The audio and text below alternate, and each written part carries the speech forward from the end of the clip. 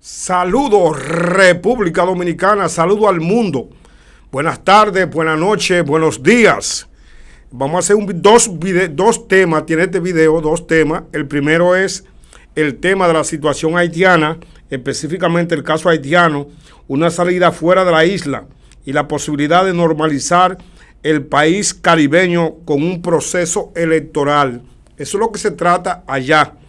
Y en esta introducción voy a leerle un pequeño texto que dice: el caso haitiano se ha convertido en uno de los dilemas más complejos del Caribe contemporáneo.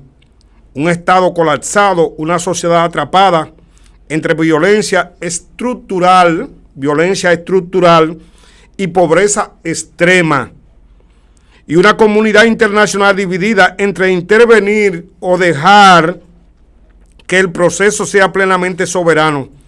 La idea de una salida fuera de la isla combinada con un proceso electoral plantea un debate crucial sobre la viabilidad de reconstruir el vecino país. Ese es el tema haitiano.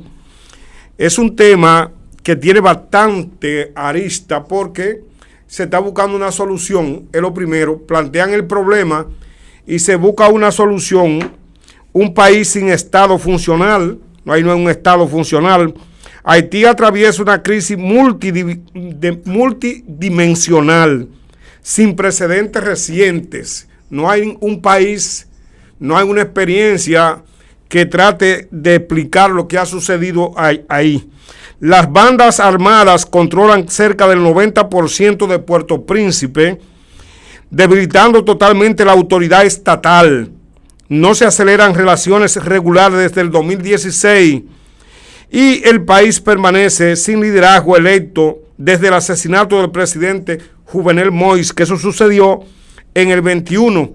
Millones de personas sufren inseguridad alimentaria y más de 1 millón han sido desplazados. Esa es la realidad en ese contexto. Y en ese contexto, entonces, la salida que se procuran es que esa gente realice un proceso electoral en agosto. Próximamente que puedan legitimar autoridades, un presidente que emane de la voluntad popular. Pero la pregunta sería, ¿cómo puede salir un presidente con un país cuyo desplazamiento es permanente? En este contexto, hablar de elecciones no es simplemente un asunto institucional, es un desafío de seguridad, legitimidad y supervivencia nacional.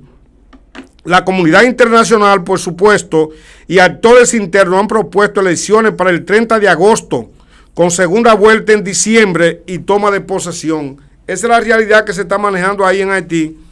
Y entonces todo el mundo dice a la espera qué podría hacerse.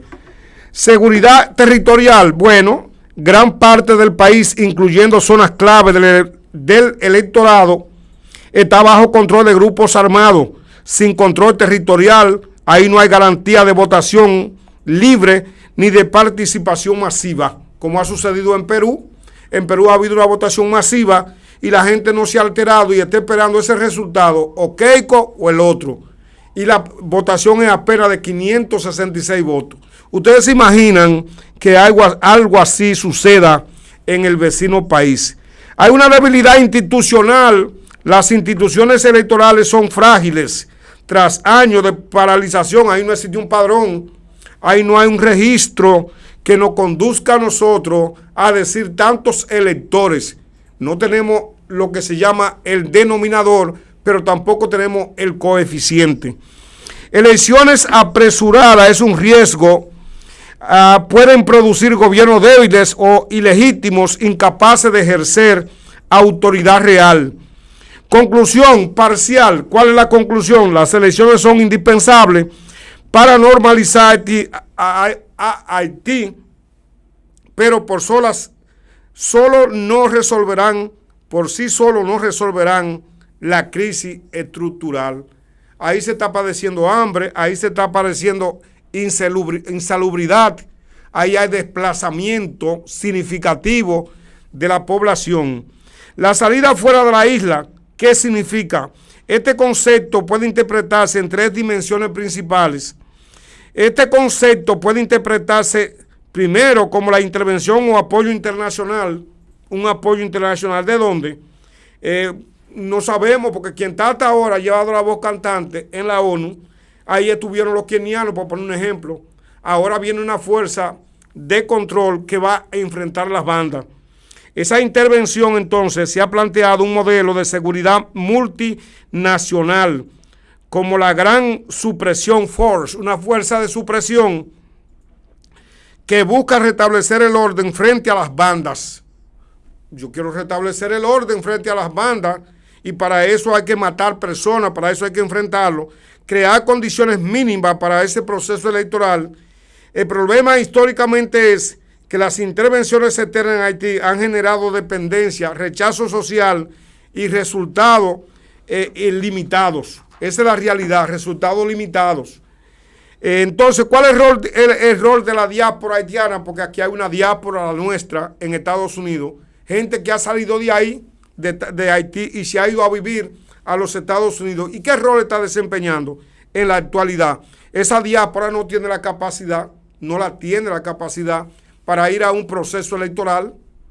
Esa diáspora no tiene la capacidad técnica para volver de nuevo y restablecerse con negocios significativos que le den rentabilidad para ellos subsistir ahí, en ese territorio que prácticamente va a requerir un largo tiempo para poder normalizarse.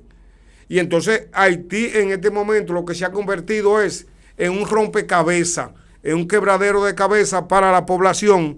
Y la República Dominicana ha dicho que esa solución tiene que emanar o tiene que surgir o venir de otro lado que no es la República Dominicana. Hay presión regional, el Caribe no acepta ya esas olas migratorias que se están sucediendo sistemáticamente.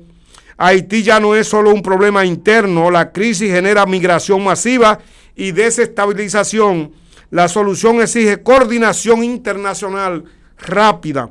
Conclusiones reales para normalizar Haití. La primera es, la evidencia actual sugiere que la normalización requiere una combinación de factores, no una sola estrategia.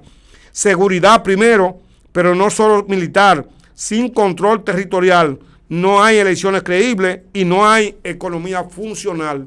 Si yo no tengo un control del territorio, si yo no tengo un control de los electores, no le doy garantía de que no le sucederá nada. Y también que se sientan con confianza, porque el factor confianza es clave en eso. Un acuerdo político interno, la ONU ha insistido en un proceso de liderazgo interno con consenso entre partidos, sociedad civil y sectores sociales. Las elecciones como recombinación, no punto de partida. Las elecciones deben ser el resultado de la estabilidad mínima, no del intento de cercarle el paso desde cero a la gente.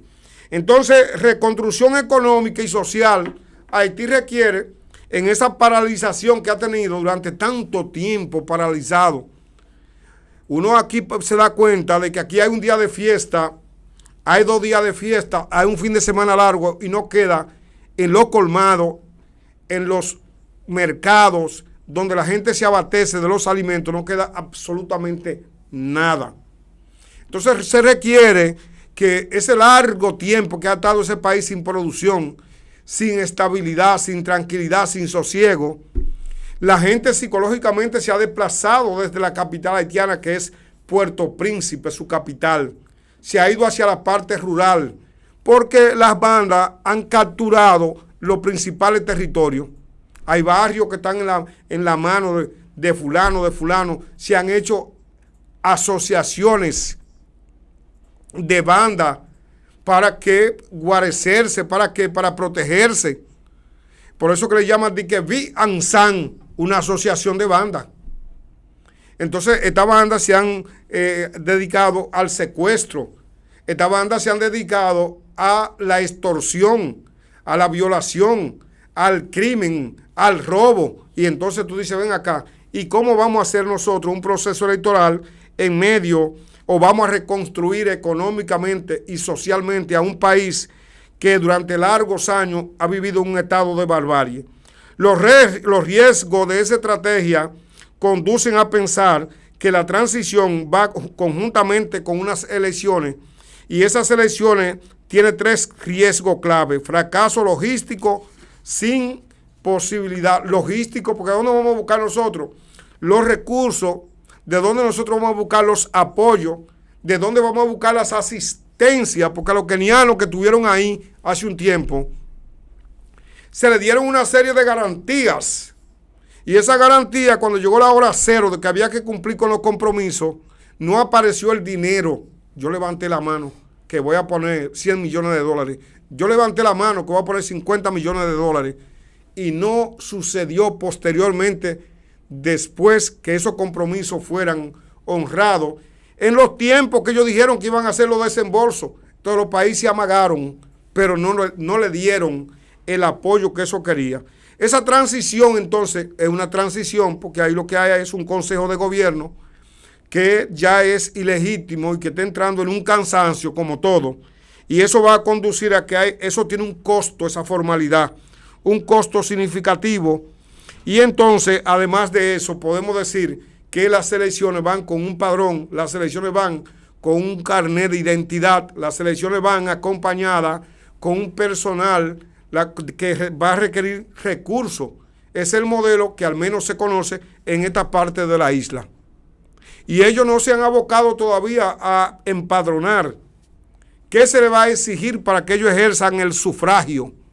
Es una gran pregunta.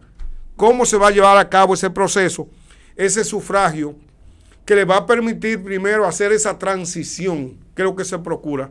Entonces ahí lo que se ha acordado es que los kenianos que llegaron ahí no le dieron luz verde, sino que fueron a hacer una labor más bien de inteligencia, de reconocimiento del terreno, y le han hecho entrega de todo ese conocimiento que hicieron acopio en el tiempo que estuvieron ahí a una fuerza de supresión, una fuerza que está dispuesta y que tiene la autorización, una resolución, un aval legítimo por las Naciones Unidas para confrontar directamente las bandas. Entonces, esa transición, que eso es prontamente, eso no es que para agosto del año que viene, estamos hablando de agosto de este año, y estamos en el mes de junio, julio, agosto. En 2 meses tiene que llevarse a cabo ese proceso de transición, más elecciones. Entonces, esa autoridad, ese Consejo de Gobierno Presidencial, habrá de entregarle los resultados que emanen de la voluntad popular a esas personas, sean estos precarios, sean estos frágiles por la cantidad de electores que podría ejercer el voto, pero eso es lo que se preocupa, lo que se procura y lo que preocupa también. Eso podría realizarse. Ese objetivo podría lograrse en el tiempo preciso. Ese objetivo podría lograrse con el estado de precariedad que en la actualidad tenemos. Es una cosa que se están procurando averiguar en este interín del lazo, el lazo de que queda, para entonces tener fe, tener lo que le llaman confianza de que se va a llevar a cabo eso. El otro tema que nosotros vinimos hoy a abordar en este video es el tema de la informalidad empresarial en el ejercicio del intercambio de negocio que hay en la República Dominicana. Yo vengo aquí, tengo un pequeño capital, me dedico a la fabricación, qué sé yo, de prenda de vestir, no una sastrería, sino que busco 1, 2, 3, 4, empleo 4 en total, y monto ese pequeño taller en la República Dominicana. Y ese taller se mantiene generando empleo porque hay empleados, movilizando socialmente a ese lugar donde se produce ese intercambio comercial. Y este comentario viene a raíz de que con ello, que en la República Dominicana, ellos son en total un 50 y algo por ciento, de 50 a 56.7% esa informalidad que existe. Entonces ese proyecto integral que nosotros tenemos ahí, que podemos ver la informalidad, que existe 56%, hay que tratar de que eso en la República Dominicana no es un accidente ni un simple problema cultural. es el resultado de incentivos económicos y fallas institucionales y características estructurales del sistema productivo. El sistema productivo es responsable.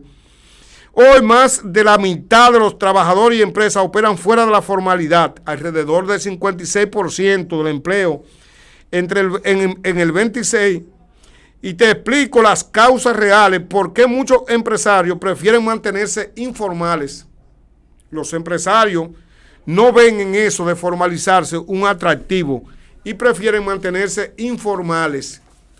No tienen que rendirle cuenta a nadie. Ellos montan en cualquier esquina, en cualquier lugar, ellos montan su pequeño negocio, su pequeño taller, su pequeña fábrica o su pequeña empresa, que le llaman aquí la MIPYME, porque son MIPYME, son empresas de 2 empleados, de 3 empleados, empresas que apenas dan, cuando tú miras la rentabilidad, para el sustento de 1 o 2. Por lo general son familiares, son débiles en el sentido de que son familiares, y los familiares se agrupan y de ahí buscan su sustento. Entonces, si gana un liderazgo sin capacidad real de gobernar, ahí la realidad es que ese sistema de informalidad prevalece aquí con una alta, diría yo, con un alto por ciento, y eso implica que de alguna manera hay que buscarle una salida. Entonces esos pequeños negocios, formalizarse puede reducir significativamente sus márgenes. La evidencia económica señala que los impuestos y regulaciones incentivan a operar fuera del sistema cuando son elevados o complejos. Cumplir con todas las normas es costoso, por lo que muchos optan por la informalidad para sobrevivir. El resultado que podríamos tener que miles de microempresas, ser informal no es ilegalidad estratégica, es sino una necesidad económica.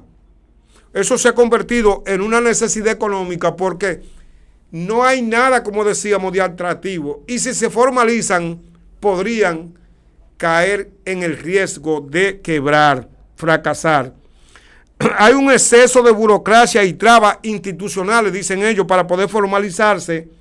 Registro, hay que tener un RNC, una contabilidad formal, hacer declaraciones fiscales, cumplimiento laboral. El problema, procesos complejos y lentos, falta de acompañamiento estatal, poca simplificación administrativa. La economía dominicana, como ustedes pueden ver ahí, los organismos internacionales decían que iba a crecer entre 4.3, 4.3. Finalmente, en el año 2026, la economía está creciendo a un ritmo de Producto Interno Bruto, por supuesto, de 4.5. Hay gente que sostiene, los economistas que han estudiado el desarrollo, la composición de la economía dominicana, que para sentirnos cómodos como país, para poder avanzar y tener capacidad resolutiva con la población pobre, vulnerable, se requiere crecer por lo menos de 5.1 en adelante. Aquí ahora estamos en 3.6, dice la CEPAL, dice Foco Económico que 4.1, dice Consensus que 4.1. El Banco Mundial es optimista y dicen que la economía va a crecer en promedio en 4.5, y el FMI dijo en octubre del año 2025 que octubre ya era una proyección a comienzo de año, que iba un año a iniciarse, que nosotros íbamos a crecer en el próximo año 4.5. La realidad es que estamos viendo eso, y ayer se aprobó entonces un ajuste fiscal para el desarrollo, dicen ellos, un ajuste fiscal que nos va a conducir a nosotros salir de este amarre que tenemos, porque hay un amarre, y ellos dicen, para poner un ejemplo del amarre, que hoy viernes, aquí en la República Dominicana, el día 12, hoy viernes, se va a decidir hacer un ajuste en el precio de los combustibles, y que de ahí en adelante se van a congelar. De ahí en adelante no se va a hacer más nada. Los impuestos y las regulaciones incentivan a operar fuera del sistema. Cuando la norma es costoso, por lo que muchos optan por la informalidad. Entonces ahí tenemos nosotros que un país de microempresas de baja productividad Otro factor clave, la estructura del tejido productivo. 85% las MIPYME operan en la informalidad. La mayoría son negocios familiares, comercio pequeño, autoempleo. Y estas empresas tienen bajo capital, operan con márgenes pequeños, no pueden absorber costos, porque ese es otro tema, que yo no soy economista, pero si algo le ha permitido a la República Dominicana, diría yo, mantenerse flotando, es esa alta informalidad que existe en el país. Esa alta informalidad que tiene el 56%, que no está cotizando, no tiene seguridad social, no tiene compromiso con eso de que el IPI, no tiene compromiso con el ITEVI, con el seguro, el impuesto sobre la renta, no tiene ese cúmulo de compromiso que plantea la seguridad social, es lo que le ha permitido, de alguna manera, ese circulante que se está dando, porque hubo un constreñimiento, sacaron 44,000 millones de pesos, lo sacaron del torrente circular, del circulante que existe. Y ese sacarlo así de golpe, los 44,000 millones, implica que la gente comienza a sentir la ausencia de efectivo. Y se está llegando a una economía de 5 pesos, de 10 pesos, de 100 pesos. Entonces la economía que se daba antes era de 5,000 pesos, 3,000 pesos, pero de repente comienzan a usarse las papeletas pequeñas, 200 pesos, 100 pesos, la de 500, y cuando tienes una de 1,000, el mismo sistema, la misma ausencia que plantea la inflación, porque hay una inflación de 5 puntos y algo, a desplazarse hacia arriba, que es lo que están procurando también corregir y sanar de manera inmediata, está afectando a la población dominicana. Esa población siente el efecto de eso. Estas empresas tienen bajo capital, operan con márgenes pequeños, no pueden absorber costos. Formalizarse puede significar quebrar. La informalidad como una válvula de escape social. Fíjense que ahí la República Dominicana tiene 3.6 de crecimiento. Ahí nosotros podemos observar proyecciones de crecimiento nacionales de Naciones Unidas para el 26. Hay 10 países con mayor crecimiento del PIB en el 2026. Ahí están los 10 países con mayor crecimiento del Producto Interno Bruto en el 2026. Y la República Dominicana está en el 1, el 2, el 3, el 4, el 5, el 6, el 7, el 8, en el 9. La economía que más va a crecer es la Guyana, por supuesto, porque tiene la explotación del petróleo, esos yacimientos que ellos han encontrado, que por cierto nosotros tenemos un acuerdo con la gente de la Guyana para la explotación de esa abundancia del crudo que ellos tienen. Ahí también tenemos nosotros a Paraguay, que hace frontera, o es de Sudamérica, para no decir que hace frontera, porque hace frontera con varios países. Costa Rica ha sido un país siempre a la vanguardia del crecimiento económico. Honduras con 3.9, Argentina con Milei a la cabeza, Javier Milei, que ya conjuró una crisis que había allá y ya tiene a ese país creciendo a 3.8%. Guatemala 3.8% y Panamá, que es un ejemplo también de crecimiento, con 3.7%. Y nosotros tenemos finalmente República Dominicana con 3.6% de crecimiento. Esa es la economía. En países como la República Dominicana, la informalidad cumple una función que acá absorbe mano de obra que el sector formal no puede emplear y reduce el desempleo visible. De hecho, el sistema formal no puede absorber toda la fuerza laboral disponible que se tiene en el país. Por eso la informalidad actúa como un mecanismo de supervivencia económica. Falta de beneficio visible de la informalidad no son visibles. Muchos pequeños empresarios pagan impuestos, pero no reciben beneficio. Claro, problema: baja calidad de servicio público, escasa protección efectiva, débil acceso a crédito formal. Entonces ocurre un cálculo nacional. ¿Para qué formalizarse si no me conviene? Es lo que se dicen los empresarios a propósito de ese incentivo que se le dio a ellos ayer en ese nuevo plan que tiene el gobierno. Hay una cultura económica de corto plazo, no es solo económico, también conductual. negocio orientado a sobrevivir, no a crecer, preferencia por la liquidez inmediata y desconfianza en el Estado. Esto refuerza la decisión de mantenerse al margen de lo que es el compromiso que implica yo a someterme a todas las normas de ser empresario existente y me mantengo en la clandestinidad. Competencia desleal dentro del mismo mercado, un problema clave. Empresas informales no pagan impuestos, empresas formales sí. El resultado es que las informales ofrecen precios más bajos y las formales pierden competitividad. Esto crea un círculo vicioso donde la informalidad empuja a más informalidad. La legislación laboral rígida, el sistema laboral dominicano, a propósito de la reforma laboral que la estamos discutiendo, que trata de eliminar la cesantía, es muy rígida, es mucha barrera. Entonces eso crea prestaciones elevadas. La gente tiene prestaciones laborales elevadas y cuando tú tienes que buscar esas prestaciones laborales, te das cuenta de que tú no tienes esa cantidad de liquidez que tú decías que tenía o esa capacidad de respuesta que se requiere cuando una gente necesita ese dinero que se lo entreguen al otro día. De manera que la legislación laboral que se está discutiendo, ese código laboral que está estancado, eso tiene un problema cuando tú despides gente, el costo del despido, y es mejor lo tiene la empresa. Lo que tú haces es que mejor lo tengo en la empresa y lo tiene ahí siendo de manera improductiva. Obligaciones formales estrictas, según análisis económico, estos costos hacen que contratar formalmente sea un poco atractivo, muy poco atractivo.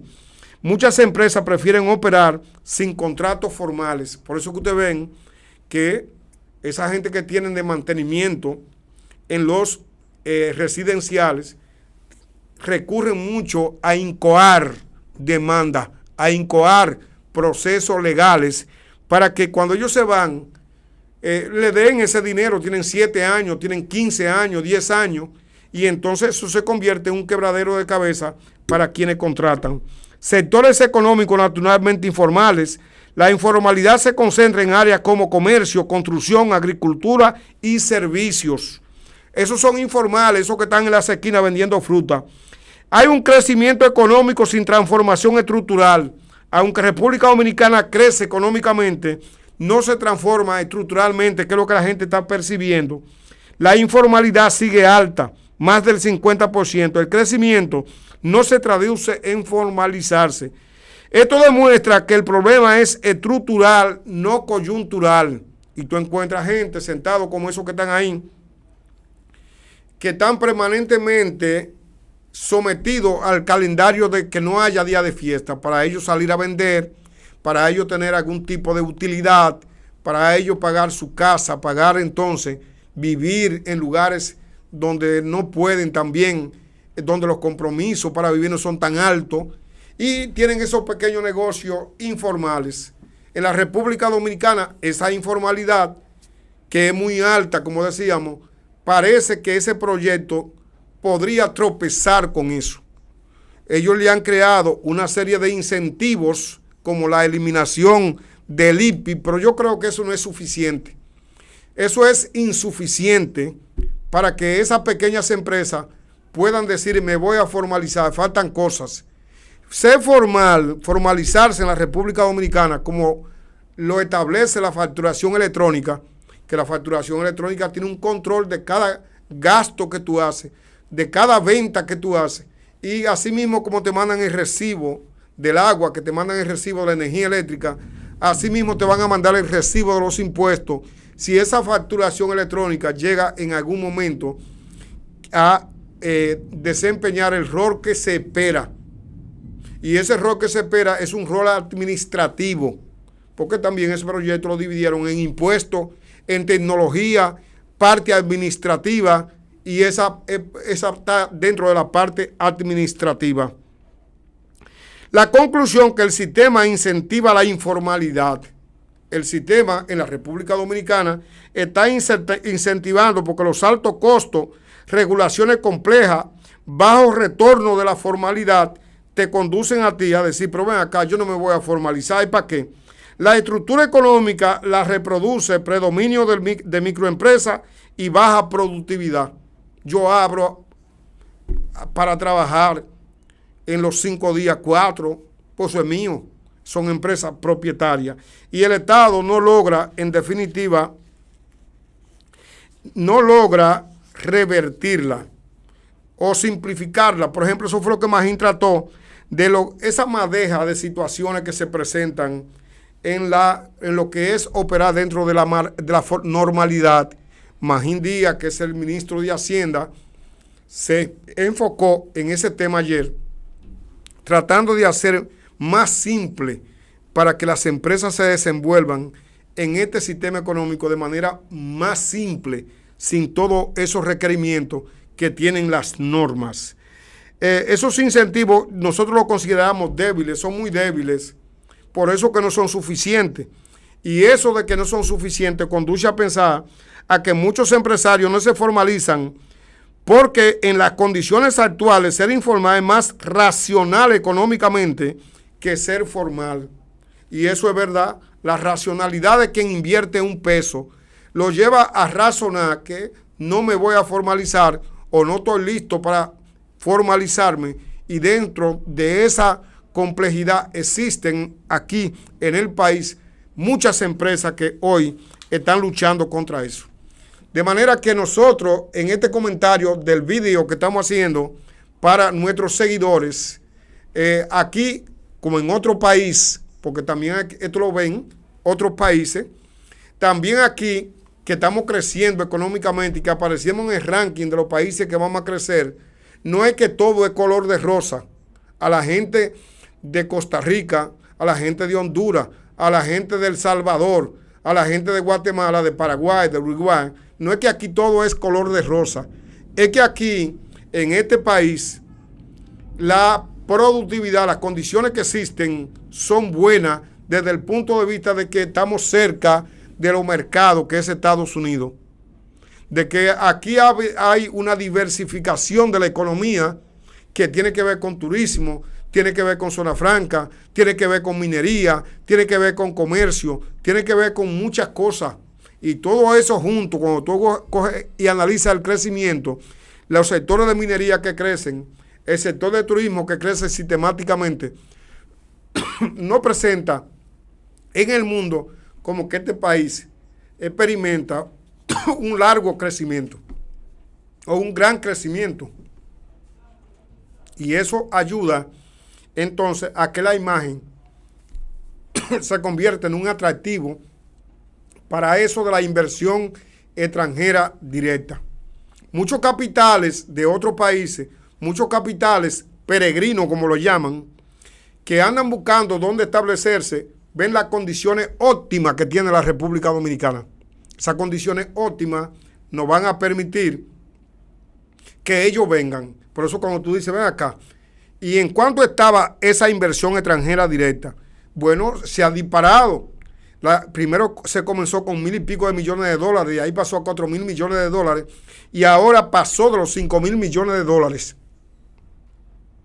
Aquí hay un banco central y la moneda que se tiene es el peso, con una economía que se balancea sistemáticamente con la remesadora, porque aquí hay grandes remesas que amortiguan la escasez de dinero que llega de Estados Unidos, que llega de España, que llega de Canadá, que llega de todos los litorales donde los dominicanos se han establecido para buscar sustento, porque los que migran básicamente son migrantes económicos. Y por eso la República Dominicana se proyecta con ese 3.6, 4.5 y también 5.1, y a veces ha crecido hasta 7% en los últimos años. De manera que nosotros lo que queremos señalar es que aún así, con todas esas cosas oscuras que se ven, hay una parte en que los empresarios, trabajando mancomunadamente con el gobierno, han logrado en los últimos tiempos establecer una mancuerna que le ha permitido comprender la traba que tiene el sistema o el aparato productivo nacional. Y esa traba la han ido desenredando a tal punto que ahora mismo tenemos la legislación laboral, que ahí aparece como uno de los elementos restrictivos para la formalidad. Y esa traba la están discutiendo en el Congreso y prontamente se llegará a un consenso de cómo debe ser la legislación laboral en la República Dominicana para permitirnos como país que todas las empresas pues tengan más soltura, puedan emplear más gente, puedan producir más, que es lo que se procura y puedan engrosar ese éxito en el PIB de la República Dominicana. De manera que en este video vimos el primer tema, que era el tema de la situación haitiana, que no es nuestra, y en la segunda parte vimos la situación de informalidad que encuentra el nuevo proyecto de ley que manda el ministro de Hacienda, Magín Díaz, al Congreso de la República para que sea sancionado. No es que eso está aprobado, eso se va a discutir. Y esa discusión va a empezar por ver quién se afecta, cuáles son los sectores que se afectan. Y hay los empresarios que se han pronunciado sobre ese proyecto de ley.